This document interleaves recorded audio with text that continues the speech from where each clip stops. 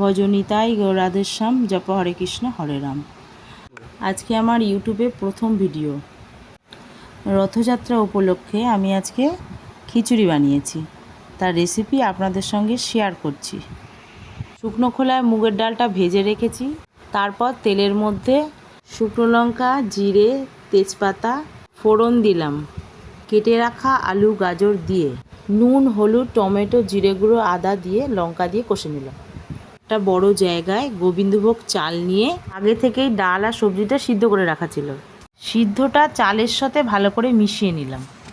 কিছুক্ষণ সিদ্ধ হওয়ার পর আন্দাজ মতো নুন আর চিনি দিয়ে গরম মশলা, ঘি দিয়ে নামিয়ে নিলাম। কড়ায় তেল দিয়ে কাটা পটলগুলো দিলাম, নুন হলুদ দিয়ে কিছুক্ষণ ভাজলাম।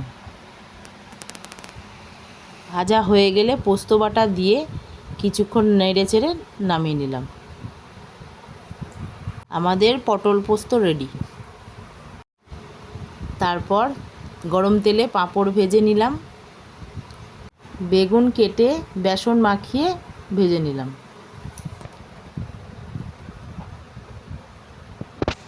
আমাদের বেগুনি রেডি হয়ে গেছে। কুমড়ো কেটে বেসন দিয়ে ভেজে নিলাম। আমাদের কুমড়ো নিয়েও রেডি হয়ে গেছে। একটা কাঁসার থালায় খিচুড়ি নিলাম, বেগুনি দিলাম, কুমড়োনি দিলাম, পাঁপড় ভাজা দিলাম, পটলের ঝালও দিলাম, দিয়ে সাজিয়ে নিলাম। কমেন্টে জানান রান্নাটা কেমন লাগলো। শুভরাত্রি, দেখা হবে পরের ভিডিওতে।